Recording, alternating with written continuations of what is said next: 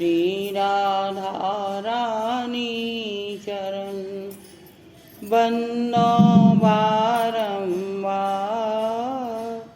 जिनकी कृपा कटाक्ष ते रीझे नंद कुमार, जिनकी कृपा कटाक्ष ते रीझे नंद कुमार।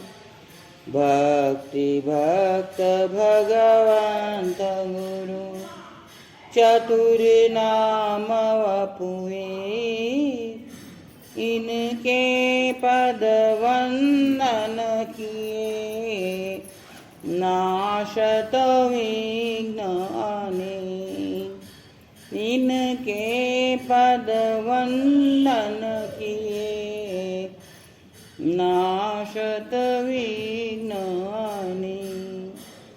राधा करावचित पल लववल्लरी के, राधा पदांक विलसन मधुर स्थली के, राधा यशो मुखर मत खगाव के, राधा विहार विपिने रमतां मनो में, श्री राधा विहार विपिने रमतां मनो में। बोल वरसानी वाली की जय।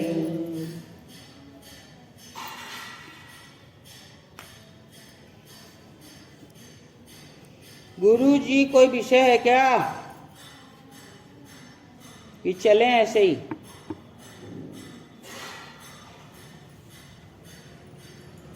मनुष्य कभी ये नहीं चाहता कि हम जो चाहेंगे वो हमें मिले, नहीं मिले नहीं चाहता, मिले चाहता है।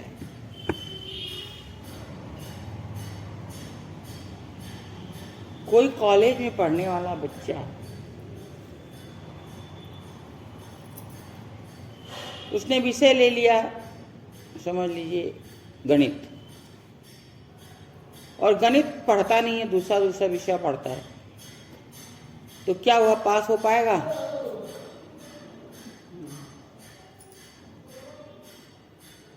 विश्व में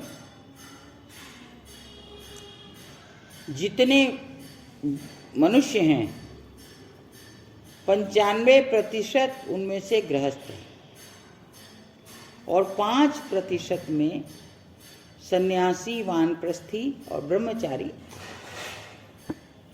5%। अब वो जो 95% हैं, उन्हीं से इन 3 आश्रम का गुजारा बसर होता है। ब्रह्मचारी है, अगर कहीं पढ़ रहे हैं तो उनको भी गृहस्थी ही मदद करता है, वानप्रस्थी को भी गृहस्थी ही देखता है और सन्यासी को गृहस्थ देखता ही देखता है। अब अगर ये मान लिया जाए कि जो गृहस्थ हो चुके हैं उन्हें भगवान नहीं मिलेंगे, तब तो 95% व्यक्ति तो भगवान से पहले ही हट गए, उनको तो मिलना ही नहीं है। 5% पर भगवान का अधिकार, भगवान पे 5% का अधिकार रहा, तब तो ये मिथ्या है ना कि हर व्यक्ति को भगवान मिल सकते हैं। हमने संतों से सुना है गृहस्थ को भगवान जल्दी मिलते हैं। अब हम एक एक आश्रम का अलग अलग विवेचन करने की चेष्टा करते हैं। गृहस्थ का मुख्य उद्देश्य है गृहस्थी का पालन करना, अपने जो संसार है, जो अपने सगे संबंधी हैं, उनके संग अच्छा व्यवहार करना और उसके अनुरूप अपना जीवन चलाना। ये क्या है?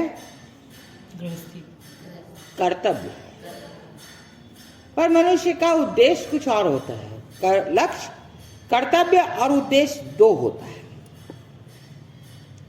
मेरा कर्तव्य है कि हम भली प्रकार गृहस्थी का पालन करें, पर मेरा उद्देश्य नहीं है कि हम गृहस्थी का पालन करें। ये बहुत बड़ी जब भूल हम लोग करते हैं कि गृहस्थ का पालन करते समय हम सोचते हैं बस यही मेरा जीवन का उद्देश्य है, मेरी गृहस्थी ठीक से चल जाए, यही मेरे जीवन का उद्देश्य है। ऐसा नहीं, मेरा उद्देश्य है हम जो जीव हैं वो जहाँ से आए वहाँ चले जाएं। हम भगवान के अंश हैं, भगवान के वहाँ से आए, भगवान को प्राप्त करके उनके यहाँ चले जाएं। ये मेरे जीवन का उद्देश्य है और वो मेरा कर्तव्य है, हम जो गृहस्थ में कर रहे हैं। एक बार हमको बेगूसराय में परिणामी संप्रदाय की महिला मिल गई, 1.5-2 घंटा उनसे हमारी बहस हुई। नहीं, हम गलत बोल गए, देवरिया में मिले। तो उन्होंने कहा कि हम तो गृहस्थी हो चुके हैं, इसलिए हमें तो इस जन्म में भगवान मिलेंगे ही नहीं। तो हमने उनसे भी यही प्रश्न किया कि तब तो 95% जो गृहस्थ हैं उनको तो भगवान पर अधिकार रहा ही नहीं, लिखा पढ़ी हो गई कि उनको तो भगवान मिलेंगे ही नहीं। और हमने कहा आपके गुरुजी चाहे कुछ भी कहते हो, हमारे यहाँ गुरु नहीं होते, और हमारे जितने पथ प्रदर्शक हैं उन्होंने कहा है कि 95% गृहस्थ को भगवान मिल सकते हैं, पर जो 5% है उनको मिलना कठिन है।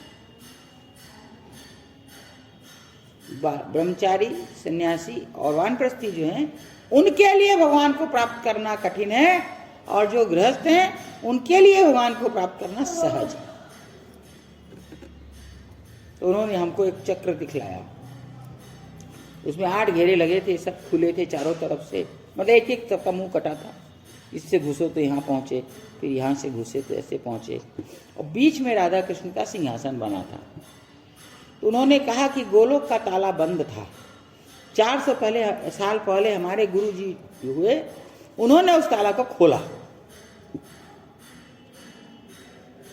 तो जो श्री कृष्ण 5000 वर्ष पहले हुए वो कहाँ रहते थे, वो कहाँ से आए और कहाँ गए? अगर 400 साल पहले तुम्हारे गुरु जी ने ताला खोला है, तो 5000 पहले जो श्री कृष्ण बोले हम गोलोक से आए और गोलोक जा रहे हैं, वो क्या था?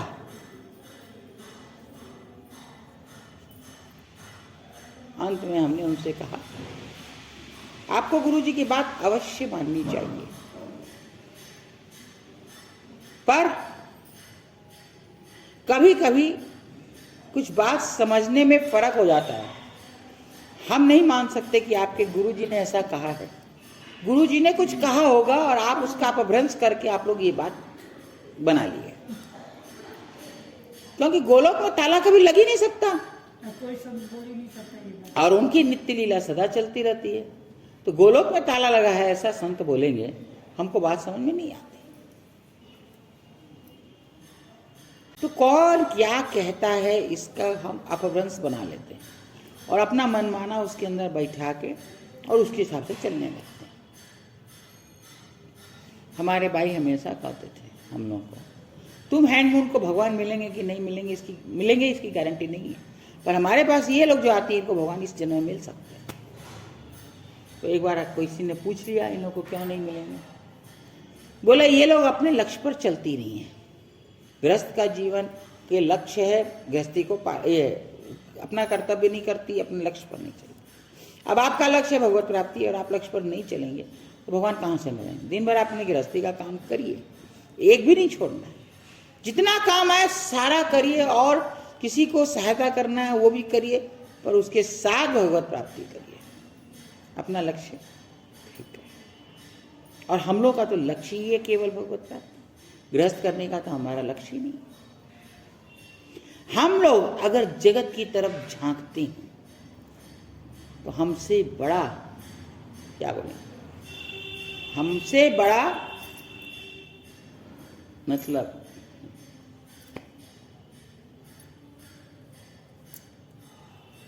व्यभिचारी कोई नहीं। इसके लिए भाई हमेशा यही शब्द प्रयोग करते थे। अब व्यभिचार का शब्द भाई ने उसको तो कहा, एक स्त्री अपने पति को छोड़कर दूसरे पति से प्यार करे तो वो व्यभिचार है।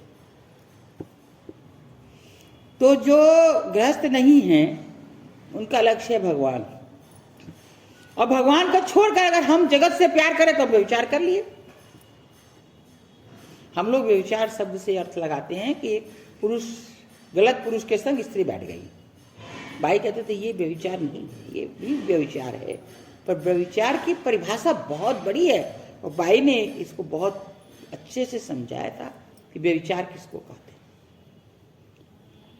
भाई कहते थे त्यागियों को अपने तन का वेशभूषा पहनना है। अब अगर वो गृहस्थ के तरह वेशभूषा पहने तो वो भी व्यभिचार है। हम लोग तो उसमें तो हम लोग कई लोग थे ना, कांताबाई भी थी और भी 2 जन थे, हम लोग 5-6 जन थे। तो हम लोगों को लक्ष्य करके भाई ने कहा था तुम लोग अपने वेश को अपने लक्ष्य को छोड़ो तो ये व्यभिचार है। हमारा लक्ष्य है प्रभु और हम प्रभु के अतिरिक्त जगत को झांके तो हम व्यभिचार करते हैं।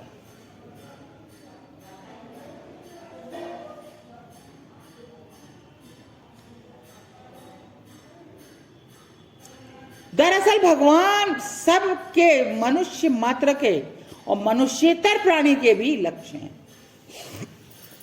क्योंकि उसको भगवान ने विवेक नहीं दिया है। मनुष्येतर जितने जीव हैं, पशु पक्षी प्राणी जितने हैं, उनको विवेक नहीं दिया, इसलिए वो भगवत प्राप्ति नहीं कर सकते। वो अपना योनि भोग कर फिर मनुष्य का जन्म लेंगे, तब उनको वापस विवेक मिलेगा। हम लोगों को पता है क्या, हम कितने जन्म योनियां भटक कर आए हैं, किसी को पता है क्या? किसी को नहीं पता हमने से। और आज भी हम मनुष्य जन्म में भगवत प्राप्ति का रास्ता नहीं बना है। गृहस्थ को अगर 1 साल में भगवान मिलेंगे तो हमें 5 साल में मिलेंगे। भाई ने उसका कारण बताया। अपने लक्ष्य से भटक कर दूसरी तरफ झांकोगे तो लक्ष्य मिलेगा कहां? हमारा काम है केवल भगवान के अंदर मन लगाओ। अब ये नहीं कि हम भगवान में मन लगाने का अर्थ है कि हम सब कुछ छोड़कर बैठ जाएं। जैसे आपकी गृहस्थी है वैसे हमारी भी गृहस्थी है, क्योंकि मनुष्य सामाजिक प्राणी है। कोई बिरला ही है जो कि बिल्कुल एकांत में कहीं पहाड़ पर जाकर बैठा है, जिसको न खाने की परवाह, न सोने की, न ठंड की, न गर्मी की। ऐसा तो कोई बिरला है। बाकी जो भी इन 5 आश्रम 5% में 3 आश्रम में जो रहते हैं वह भी हैं तो मनुष्य, और मनुष्य सामाजिक प्राणी है, और जहाँ रहेंगे वहाँ व्यक्तियों का संगठन तो बनेगा। वही उनकी गृहस्थी होगी। और उस गृहस्थी में जैसे आप गृहस्थ में रहकर लक्ष्य का पालन करिए, वैसा हमारे लिए भी कि हम भी अपनी गृहस्थी को चलाते हुए अपने लक्ष्य की तरफ बढ़ें। पर हम बढ़ते नहीं, हम अटक जाते हैं। हम अपनी बात कर रहे हैं, इसकी पुष्पा है कि हम अपने टीम की बात करते हैं। हम लोगों का ये लक्ष्य नहीं है कि हम किसी से प्यार करें, किसी से राग करें, किसी से द्वेष करें। हमारी दृष्टि में सब बराबर होना चाहिए, पर हमारे नहीं होता। कोई हमें बहुत प्यारा होता है, कोई हमें बड़ा खारा होता है, कोई को देख के हम चिढ़ जाते हैं। एक बीवी जी हम उसको देखते ही चिढ़ जाते हैं। ये हमारा उद्देश्य नहीं है, हमारे जीवन के लिए घातक है, हमको पता है, फिर भी हम पता नहीं क्यों उसको देखते ही चिढ़ जाते हैं। भाई बीबी जी ने को नहीं बोला, हम भूल उसको देखते ही। कल भी हम आ रहे थे तो सत्संग में बैठी हुई थी, तो हम देखे बीवी जी ऐसे कर रखी है, बस हम निकाल आए। उसको देखकर आज भी हमें बुखार चढ़ जाती है। ये हमारे लिए बहुत बड़ा घातक है। हमारे लिए बीबी जी में और इनमें कोई फर्क नहीं होना चाहिए। हाँ बिल्कुल, हाँ हमारे लिए एक भी प्राणी में फर्क नहीं होना चाहिए। ये अलग है कि व्यवहार अलग होगा, समानता जो मन में है उसमें फर्क नहीं होना चाहिए। व्यवहार तो सबसे अलग होगा। आज इसके संग जो व्यवहार है इनके संग नहीं होगा, इसके किसी के संग एक जैसा व्यवहार नहीं होगा, व्यवहार अलग है। मन का लगाव, हमारा झुकाव,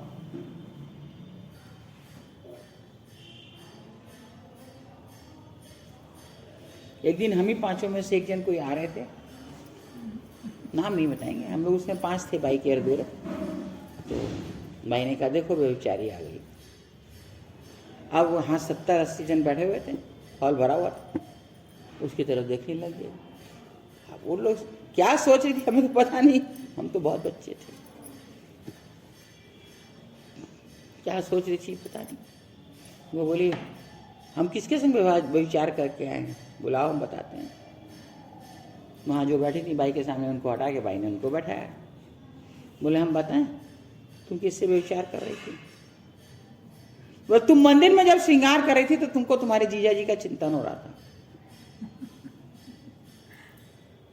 भाई ने कहा हो रहा था कि नहीं बताओ? बोला हो रहा था। तुम अपने प्यारे, अपने परम प्रियतम, अपने लक्ष्य का श्रृंगार कर रही हो और उसमें तुम्हें जीजा जी का चिंतन हो रहा है, तो ये व्यभिचार है कि नहीं?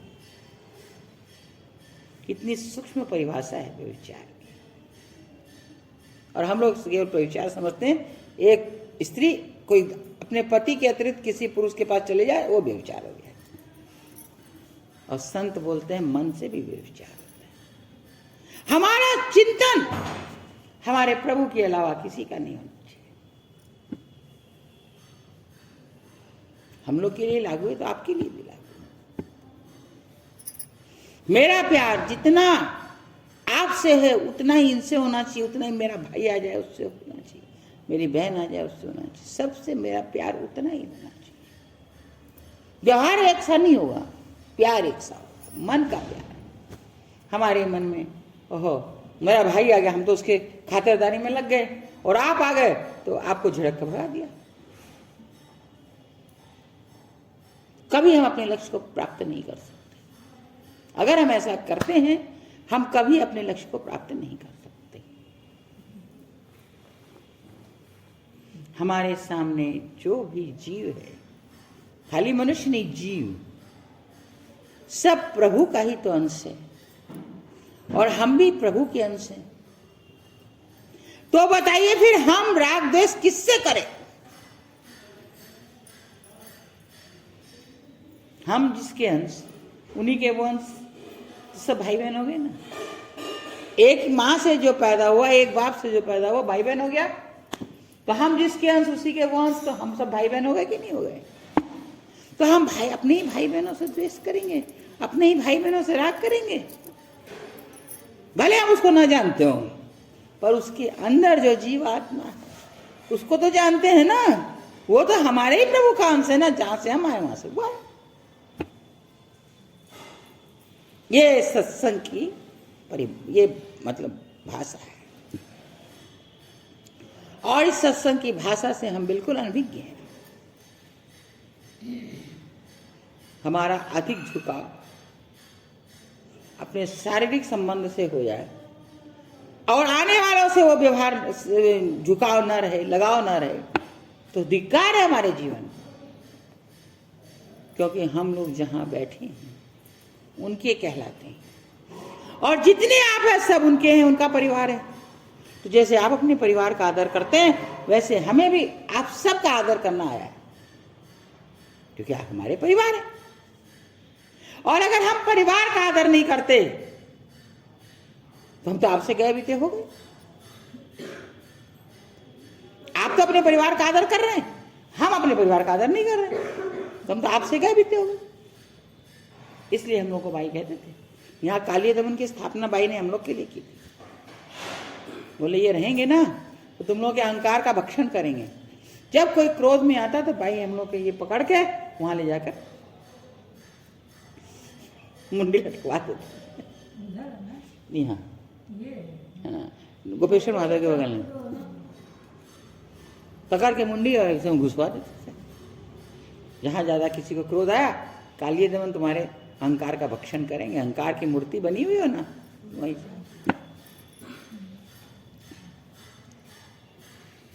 एक बार हमने हंसकर कहा कि हम 4-5 के लिए आपने एक मंदिर की स्थापना कर दी क्या? काली दमन की स्थापना कर दी, हम 4-5 के लिए। बोले वो रहेंगे ना तो सब पर तो उनकी दृष्टि जाएगी ना, सभी के अहंकार का मर्दन करेंगे। संत लोगों की दृष्टि बड़ी दूरदर्शी होती है, वह किसी एक व्यक्ति में बंद कर नहीं रहते।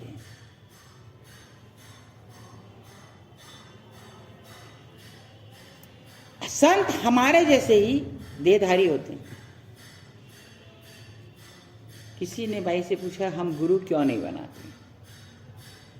तो बाई ने कहा कि गुरु हमारे जैसे देहधारी होते हैं। अब उनकी भी अपनी एक क्रिया है। अब गुरु में अगर दोष दिख जाए तो हमारा निस्तार नहीं है, और उनको कुछ भी करते, मान लीजिए किसी का बच्चा ही खिलाते देख लेंगे, गुरु जी का ये रूप। अब किसी का बच्चे को बहुत प्यार कर रहे हैं, गुरु जी ये कर रहे हैं, दोष दिख गया, मेरा तो पता नहीं हो गया। किसी को गुरु जी बहुत अच्छे तरह बैठा के खिला रहे हो और वो पैसा वाला हो, तो कहेंगे पैसा वाला की तो खातिरी करते हैं, हम लोग की तो ऐसा कभी नहीं करते। हो गया मेरा तो पता नहीं। शेठ जी से एक बार किसी ने कहा गीता भवन में, सुना हुआ बात बताते हैं, हम तो उसमें 6 साल के बच्चे थे, कि सेठा देख देख कर टिक्को काटा, पीसा वाला की तो खातिरी कर और माना जेठा तेठा राख दे हुआ। तो हंसकर सेठ जी ने जवाब दिया, वो लोग रईसी में रहते हैं और उनको हमें सत्संग में लगाना है। जिसको जो रुचि है उसको तो वो स्वयं खा लेगा, पर जिसको रुचि नहीं है उसको रुचि डालने के लिए हमें उसे रुचिकर बनाना पड़ेगा। यहाँ अगर हम उसको बुलाए हैं और उसको एक बार तकलीफ होगा, दोबारा वो गीता भवन नहीं आएगा। और जिनको सत्संग का चस्का लग गया वो कहीं भी रह के सत्संग के लिए आएंगे। इसलिए हमको उनकी खातिरदारी करनी पड़ती है, उनको लगाने के लिए।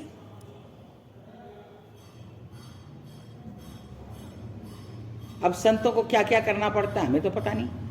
अब हम तो देख लिए पैसे वालों के लिए अच्छा अच्छा जगह, अच्छा अच्छा उनका खातिरदारी हो रहा है, और हम लोगों को साधारण मान के ऐसे ही रख रहे हैं। जब फूल बुआ जी वहां गई थी तो हम कोई काम से गए गीता भवन, पहले कमरा बनेड़ा कौन था ना गीता भवन में, छप्पर सा था, भी मत 2-4 आदमी था, क्या बोल रहा था यो सेठ ना मुंडा देख देख कर टिक्का काट बिना न तो दे दिए, वो मानना उड़ा। सेठ जी बैठे आगा लाठी लेकर बोले चलो थाने बड़े दियो, बिना न नहीं देवांगा तो आओगा कौन नहीं हो, जो थारताई भी करा दियो चलो। कभी कभी मजबूरी में किसी का अधिक आवभगत करना पड़ता है जिससे वो इनकी तरफ लगे। अब उसी समय आप आ जाइए, बोले इनको तो ये सब खिलाया, हमको तो नहीं दिया। तुरंत आता है। हाँ। तो अब उनका बिना कोई संस्था चला भी करे ना भाई, बड़े बड़े आदमी के हिसाब से ही तो सब सत्संग सब का आयोजन है, सब हुए वे लोग ने सहायता करे हुए। खाली उसकी बात नहीं है, हाँ, बात उनको इधर लगाना भी तो है, जीव को इधर मोड़ना भी तो है। नहीं, खातिरदारी को ऊपर बोलो तो खातिरदारी जब उनकी नहीं होगी तो दोबारा नहीं आएंगे। बढ़िया से खातिरदारी हो, चलो चलो बोला तो बहुत अच्छे से। हाँ, क्या बात तो सही है। बोले अब एक फ्लैट में रहनी आना, एक कमरों में नहीं देवांगा तो आओगा कि हमारे। एकदम सही बात है, बनवाई आते। हम पहले जब बच्चे थे केवल पूरी और आलू का साग खाते थे, चाहे तवा का पूरी हो चाहे कढ़ाई का पूरी हो, और आलू के साग के सिवा कोई साग नहीं खाए, या तो दही का मतलब पानी का साग आलू का नहीं खाए, या तो सूखा साग या दही का साग। तो हम बाबा के पास जब जाते थे तो बाबा हमारे लिए आलू का सूखा साग और लाल लाल परोठा बनवाते थे। बाबा बनवाते ना भिक्षा में। और बाबा यहाँ भिक्षा करने बैठे हैं, यहाँ सबका पाटा लगा हुआ, 50 आदमी बाबा की भिक्षा में खाते थे और हमको हमारे सामने बैठा के खिलाते थे। और जब तक हम गासियां नहीं तोड़ेंगे तब तक बाबा नहीं तोड़ते थे। ये था कि बाबा शुरू करे तब सब करता था, वहां ये था कि हम शुरू करें तब बाबा करें। कुछ लोगों को बड़ा परेशानी हुई। एक दिन हम भिक्षा के घर के सामने से जा रहे थे, भिक्षा बनाने वाली 2-3 जन जो थी वो आपस में बात कर रही थी, मेरा नाम ले रही थी, हम खड़े हो गए। बोली चली आती हैं सब। बाबा बाजार का आलू नहीं खाते थे उस समय, तो उनका कृष्ण सदन में खेती हो के आलू आता था, वही साल भर चलता था। चली आती हैं सब इतना इतना आलू खाने। अब बाबा को नहीं चलेगा साल भर तो क्या होगा, बाबा भी है इतना इतना आलू खाएंगे। अब उस दिन तो भिक्षा में ही जा रहे थे तो कुछ बोले नहीं, हम भिक्षा कर लिए। और दूसरे दिन जब हम सुबह में बाबा के पास गए मीटिंग में, तो हम रुक गए। बोलो बिटिया कुछ बोलना? हाँ बाबा। बोले बाबा देखिए, अगर आप इस तरह से हमको जैसे बैठा के खिलाते हैं ना, अगर ऐसे खिलाएंगे ना, हम गोरखपुर आना छोड़ देंगे। हमने बाबा से कहा, क्यों बिटिया, हमसे कोई त्रुटि हो गई? हम बोले बहुत बड़ी त्रुटि हो गई। बिटिया, हमारे में त्रुटि खोजने वाली तो तुम पहले मिली। आज तक तो हमें कोई किसी ने कहा ही नहीं कि तुम्हारे में ये त्रुटि है, और तुम कह रही हो बहुत बड़ी त्रुटि है। क्या कर दिया ऐसा मैंने? आपका आलू कृष्ण सदन में होता है साल भर का, और आप इतना इतना हमको खिला देते हैं, और आपका साल भर नहीं चले। बिटिया, अगर हम आलू नहीं खाएंगे तो क्या नहीं रह सकेंगे? हाँ, आप तुमको बोला किसने? बाबा, बोला किसने? अरे आप जिसको बनाने बोलते हैं वही ना बोलेगा, दूसरा बोलेगा क्या? अच्छा, इतने में विमला जी आ गई।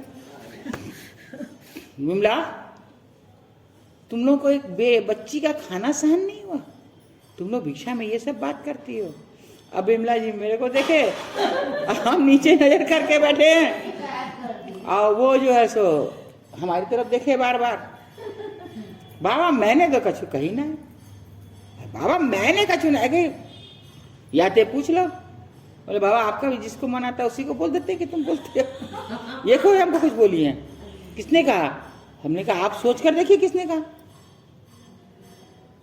अब दीवार भी कभी कभी बोलने लगती है।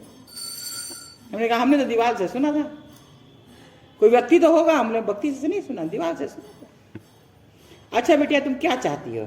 हमके जनरल के आलू का हमको लिए साग बनवाइए, और जो जनरल का घी है उससे हमारे परोठा बनवाइए, और हमको खूब खिलाइए। अच्छा बेटिया ऐसे ही करेंगे। अब हम जो बोल रही है उसका नाम थोड़ी ले लें। उसके पास जाना है नहीं। अरे दो उसी के घर में तो रहते थे।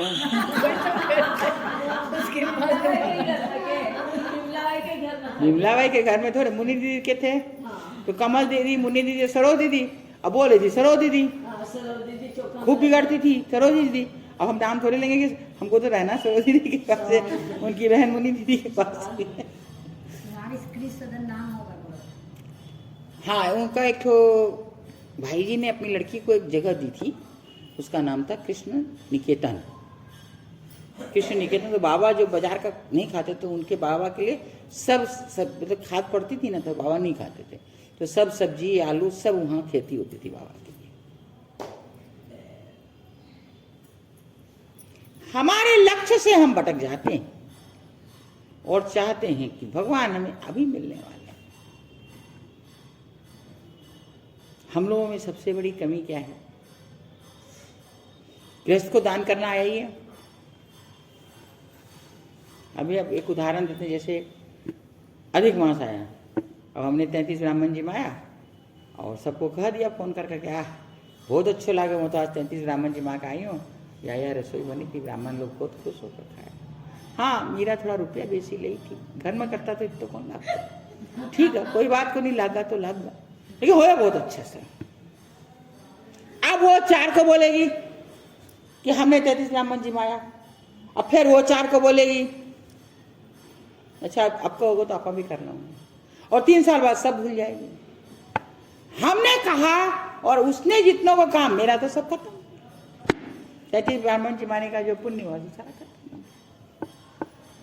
हमारी एक भाभी है देवरिया में, उसने जिमवाया था, तो उसकी ननद का फोन आया, ऐसे ऐसे बात कर रही थी, तो हमने कह दिया कि राधा भाभी भी करवाई है, तो उनको बोली होगी, तुरंत मेरे पास फोन आया, आपने ये क्या किया मेरा भाई, आपको बोलने की क्या जरूरत पड़ी थी, हमें तो घर में किसी को नहीं बताया, आपको बोलने की क्या जरूरत पड़ी, बिगड़ गई। बोले भाभी हम कान पकड़ते हैं, मेरी गलती होगी, आज के बाद नहीं बोलेंगे। ऐसे भी लोग हैं आज, लेकिन हम लोग रह नहीं सकते। तेरा फोन आया तो बात कौन कर सके, तेना पता हो गया? कृष्ण सदन में गई थी ना, 33 ब्राह्मण जी मारी थी, अब ब्राह्मण ने जिमाते समय तेरे के फोन उठाती, हो गई छुट्टी, और किसी बहाने से बताना था। बोले इतना रुपया में तो ये खुआ था, इतना रुपया में तो मैं तो बढ़िया से खुआई ना, तो मैं ये सारी चीज बनवाई थी। लो अब यही बता दिया कि क्या क्या बता। हमारे बड़ी बुद्धि छिछली है। शास्त्र और संत कहते हैं किसी को दो तो इस हाथ से दो, ये हाथ भी ना जाने इससे दिया, ये भी ना जाने कि हाँ हमने दिया। विस्मृत कर जाओ, गड्ढे में डाल दो, हमेशा करना। जीवन बहुत छोटा है, बहुत बड़ा नहीं है। हम इसको किस तरह से उपयोग में लेते हैं ये हमारे ऊपर निर्भर करता है। हमने आज क्या किया और कल क्या करेंगे ये हमें पता नहीं। हम आज हैं, कल रहेंगे कि नहीं ये भी पता नहीं। और उसके बाद हम इतने अंधे होकर चल रहे हैं, कर लेंगे ना। पहले के जमाने में होता था काल करे सो आज कर, आज करे सो अब, और पल में परलय होएगी बहुरी करोगे कब। और आज के लोगों की थ्योरी है आज करे सो काल कर, काल करे सो परसों। अरे इतनी जल्दी क्या है बंदे, जीना तो है बरस।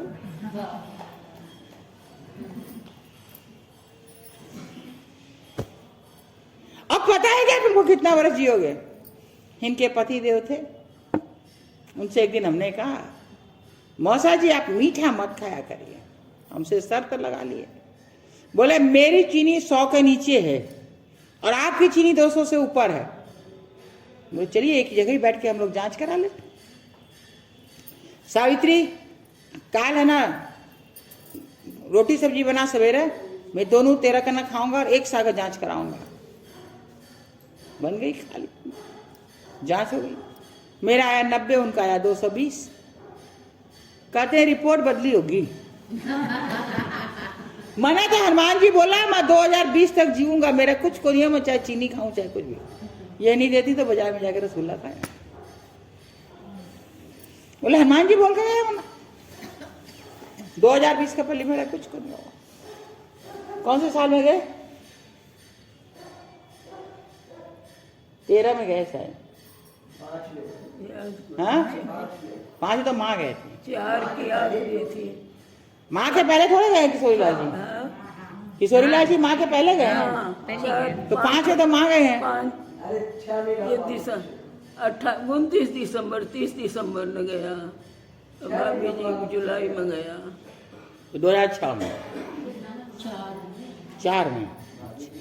अब आप सोचिए कि जो 2020 तक जी रहे थे, 4 के बाद उनका पता ही नहीं है। 4 ही को नहीं पूरे हो ना, 4 भी नहीं पूरा।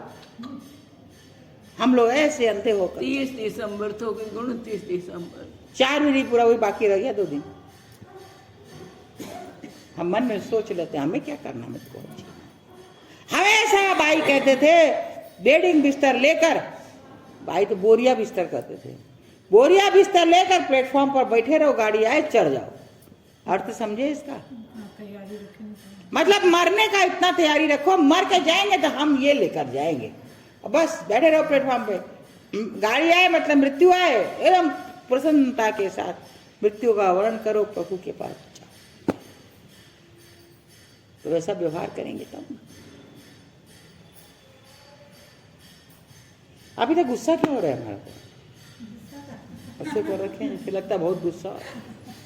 नहीं आपको अच्छा नहीं लग रहा, बोली दूसरा बात सुना दो। अब आप सब हंसे ना, अब हम आपको एक बात बताते हैं।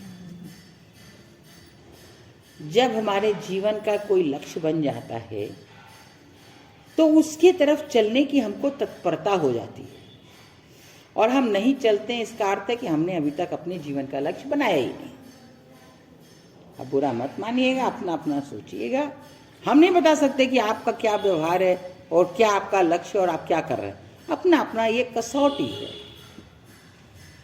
आपको कृष्णा सदन आना है, आपको महिला संघ आना है, आप घर से चले तो आप सीधे यहीं आएंगे ना कि रास्ते में भटकेंगे? यहीं आएंगे क्योंकि आपका लक्ष्य है, पर आपका लक्ष्य भगवत प्राप्ति, आप उसकी तरफ नहीं चल रहे हैं। अच्छा रास्ते में कोई बहुत प्यारा मिल जाए तो जिसका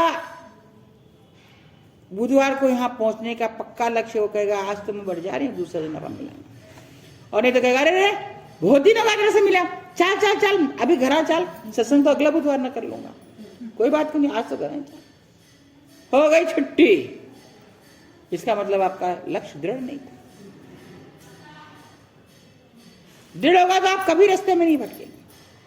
हम सब रास्ते में भटक रहे हैं, आप ही लोग नहीं, हम भी भटक रहे हैं। आप लोग को देखने में बहुत हम प्यारे प्यारे लगते हैं, भाई यहाँ भाई यहाँ भाई यहाँ करो, कुछ नहीं करते। आप लोगों से भी गए भी थे, बदतर है, ना किसी के संग अच्छा व्यवहार कर पाते हैं, ना अपने लक्ष्य की तरफ भजन कर पाते हैं, कुछ नहीं कर पाते। अब आप लोगों की भावनाएं बहुत ऊंची है, उससे हम बहुत ऊंचे हो नहीं गए, और वो और घातक है कि आपकी भावना ऊंची और हम कुछ नहीं कर रहे, वो हमारे लिए और घातक है। बस बताना रहे, कर नहीं रहे ना, करे तब ना, बताने से कुछ नहीं होता। बताने के लिए तो बहुत लोग बैठे हैं, करने वाला चाहिए।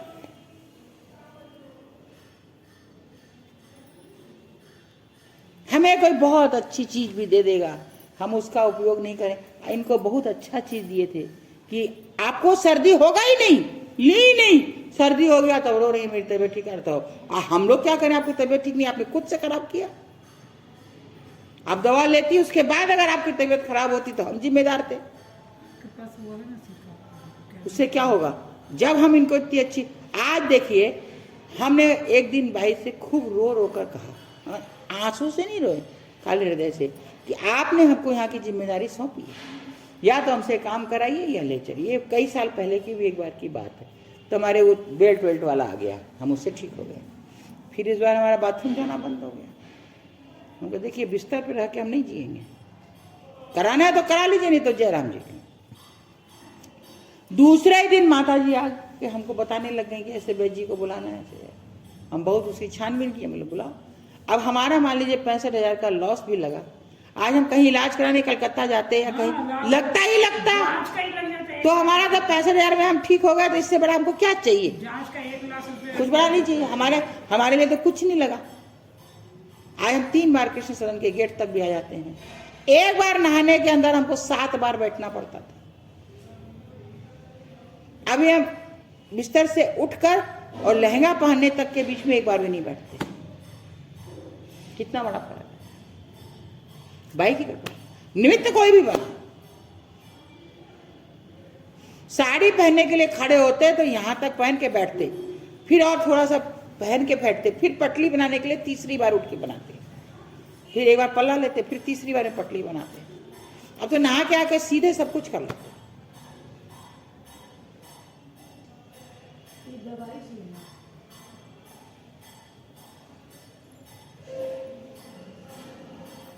रास्ता बताने वाला बताएगा, करना तो हमको पड़ेगा। हम अभी जिसमें पूरी दवा ले नहीं रहे, दिन में 2 बार लेने वाली कभी 1 बार लेते हैं, कभी नहीं भी लेते हैं। सुबह वाली तो प्राय दे देती है, कोई दिन छूटता है, रात वाली भी कई बार छोड़ देते हैं। उसके बाद इतना लाभ, पूरा लें तो और लाभ होगा। और हमें आयुर्वेद पर कभी विश्वास नहीं था उसके, क्योंकि आज असली वैद्य मिलते नहीं। नारी देख के सारा बताते हैं। वो बोला था ना थोड़ा ठोक दे, तो एक आज ही मोबाइल में देखे एक आदमी पूरा थोड़ा ठोक के पाँव को ठीक कर रहा, और वो लोहा मार के फिर बेलन से पूरा घुटना को ठीक करा, फिर पंप मारा घुटना। हमारे वो भी हमको बोला आपको हथौड़ा मार के ठीक है आप 1-2 बार हथौड़ा लगवा लीजिए आपको ठीक होगा। हाँ हथौड़ा नहीं, नारी देख के सारी बीमारी बताते हैं, अपने को बताना नहीं है कि क्या बीमारी। नारी देख कर बताओ, सही बताओ, और सही बताओ। पर उनका वेशभूषा देखकर कोई उनका दवाई लेना नहीं चाहता है, बोले कि कैसा वैद्य है। आप बोले ना कि देखिए तो बोले यही डॉक्टर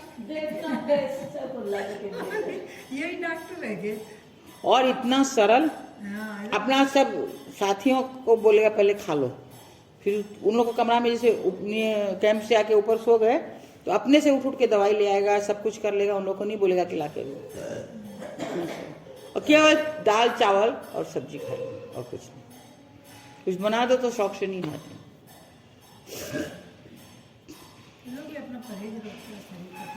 ना उनका खान पान ही वही है। बोले हम लोग तो रात का चावल बचता है तो पानी में दे देते हैं, सवेरे वही कलियामा खाते हैं। एक आदमी वो तो बहुत उड़ीसा में तो है, उड़ीसा में तो वही बहुत ज्यादा पखाल भात हम लोग अपने जीवन में अब देखिए, अगर अभी हम कीर्तन करावें, कुछ लोग बोलेंगे, कुछ सोएंगे, कुछ मैं तो सोई हूँ भाई। और अभी हम आपसे एक बात पूछेंगे, सारे के सारे बोलने शुरू हो जाएंगे। सर ने कर दो एक तारीख में आई ना तो मन को नींद ही नहीं आनी। बहुत लाभ हुआ हमको। जो अच्छी चीज किसी को मिलती है तो वो सबको देना चाहता है। 13 से 3 तक पावर किए हुए हैं चश्मा का। 13 नंबर का मोटा शीशा से 3 तक कर देते हैं। मोतियाबिंद बनने नहीं देते, चश्मा उतार दवाई नहीं। लेते थे आप, दवाई भी ले रहे हो इसका? हम किसका नहीं, आँख काम कुछ नहीं है। अब विश्वास अपना, हाँ बस विश्वास है हमको, तो अपने ही सब चीज से विश्वास। डॉक्टर पर हमको विश्वास ही नहीं है। साल भर हमें- इलाज, अभी तक कोई फायदा नहीं। हमें जो है रास्ता मिल जाता है। रास्ता खोजने वाले को रास्ता ना मिले ऐसा नहीं होता, पर हम किसी पर निर्भर नहीं होते। निर्भर होने से मेरा सब काम करना उसका जिम्मेदारी हो जाता है। अब आज आप लोग जो हैं, बुरा मत मानिएगा, जब तक बेटा नहीं हुआ था तब तक पति पर निर्भर थे। बेटा होने के बाद तो बेटा दिखने लगा ज्यादा, कह देंगे उसको कर देगा। पहले तो पति दिखता था, जब तक बेटा हुआ नहीं या छोटा था। कोई कुछ कहता, देखो इना ना बोल का, सीधे इना नहीं आता था, ये नहीं कि और कोई का नाम आता, इना। क्योंकि आप पूर्ण रूप से आश्वस्त थे कि हम जो कहेंगे वो करेंगे, और नहीं करेंगे तो हम लोगों के मना करवा लेंगे। उतना भी अधिकार हम उन पर नहीं मानते। अगर माने तो उनको नाक रगड़ कर सब कुछ करना पड़ेगा हमारे लिए। हो नहीं सकता कि ना करें, नाक रगड़। और अगर डंडा मारने की कला तो डंडा मार के करा लो, प्यार से कराने की कला तो प्यार से करा लो। हम बताए थे ना, बिहारी जी में हम वृंदावन गए थे तो हमारे संग एक जन गई थी। तो उसके ठीक पहले हमने कलकत्ते में कथा कराई थी, तो सब गोसाई लोग अपना अपना ब्राह्मण भेजे थे। हमने सबका यथोचित स्वागत कर दिया था, जो हमसे माना। सब बड़े प्रभावी, हम जाए मंदिर में, हमको सब प्रसाद का दोना पकड़ा हुए। मेरे संग जो थी बोला, हाँ भाई, अमीराना तो सभी देवा, गरीबाना कौन देवा। एक दिन सुने, 2 दिन सुने, तीसरे दिन हमने कहा, लेना है प्रसाद आपको? हाँ लेना है। हम कहेंगे वैसे करिएगा? बोले हाँ करेंगे। हम बोले डंडा उठा लीजिए और कहिए कि बिहारी जी, आज अगर हमको आपके मंदिर में प्रसाद नहीं मिला तो हम जीवन में आपके मंदिर में पाँव नहीं रखेंगे, और आज आपको प्रसाद मिलेगा, मेरी गारंटी। ना भाई मैं तो यहाँ कौन बोल सकता, नहीं बोल सको तो मत लो प्रसाद। प्रसाद लेना तो आपको ये करना पड़ेगा, तू ही बोल दे मेरा बदला। हम बोले हम बोल तो देंगे, लेकिन अगर आपको आज प्रसाद नहीं मिला तो फिर आप मंदिर में जा नहीं सकते हैं। ए भाई यहाँ कहीं देखो, हम लोग मंदिर में गए, वो हमारे पीछे थी, हम आगे थे। हम बिहारी जी में गए तो दर्शन कर रहे हैं, तो हमको दोना दिखा रही है, मीरा देख, मीरा देख, उनके हाथ में प्रसाद का दोना। तो हम वहाँ मंदिर से जब निकले, बोले आपको कौन देखे कर गया है? बोले बाबूलाल जी भंडारी को बेटो है ना, गोपाल, वो देखो है। आपको मिल गया ना प्रसाद? बोले डंडा तो तू उठाई थी, मैं थोड़ी उठाई थी। बोले थाना लेना तो थाना मिल गो ना, मैं तो यही मिला। फिर क्या हुआ, हम लोग घर आ गए। ये बात होगी 10, 11, 12 बजे के पहले पहले की। 4, 4:30 बजे वो गोपाल भंडारी हमारे घर पर आ गए। हम लोग मतलब खाड़ा कोठी के पास थे, अब हमको समझा नहीं सकते। बगल में उधर में खाली सेठों की कोठी थी, हम भी किसी सेठ के ही ठहरा हुआ था। तो वो आके बोले कैसे हैं आप लोग, क्या है? ठीक है। बोले अभी हम गिराज जी से आ रहे हैं, 4 कोठी बगल में जो सेठ है वो हमको लेके आया था, 3 दिन से गिराज जी में थे। वो उनका मुँह दिखती है, बोलती है गोपाल भैया आप अभी तो हमको प्रसाद दिए मंदिर में, मैंने फंसा दिया, मैं तो यहाँ तो ही नहीं, और ना समझ में आ चलो मेरे संग, मैं सेठ से पूछवा दूँ, मैं तो 3 दिन तेरे गिराजी में हूँ, यहाँ तो ही नहीं। बोला अभी तो आपने दिया, देखिए दो ना। हमने दिए, हमें दी नहीं। अब वो हमको बोली क्या है, बोली डंडा है। जाके भी अभी यार अगर आप डंडा उठाए उनके मंदिर में नहीं जाती तो उनका एक भक्त दर्शन से वंचित हो जाता ना। वो ऐसा कैसे करते, इसलिए आपको प्रसाद। अब वो खुद आकर तो देंगे, इतनी तो हम लोग की श्रद्धा भक्ति नहीं है, किसी रूप में ही तो देंगे। तो गोपाल भंडारी के रूप में आपको दे दिया है, और गोपाल भंडारी आपको प्रमाण करा दिए कि हमने दिया है, कि वो तो 3 दिन से गिराजी में है और आप प्रसाद आज लेके आई। तो ऐसा कुछ नहीं है कि वो दूर हैं। काम बनाना हो हमारे थ्योरी में तो डंडा उठा के करा लीजिए, करना है तो करिए, नहीं तो आप देख लीजिएगा। और प्यार से करना हो तो प्यार से भी करते हैं, प्यार में थोड़ा ऐंठते ज्यादा है, डंडा में करते ज्यादा है। लगता है पीठ पे लग गया डंडा तो बस मेरी छुट्टी, डरते। हम लोग तो डंडा उठा के काम करते। या तो सीख जाइए डंडा उठा के काम कराना, और नहीं तो प्यार से भी कराइएगा, करेंगे तो। पहले उनमें अपनत्व तो होना चाहिए, ये मेरे हैं, उसके बाद ही कुछ हो, पहले कुछ। हर नाते से उनका नाता ऊपर होना चाहिए। आज ज्यादा लेक्चर दे दिए हैं, बोल वर्षाने वाली।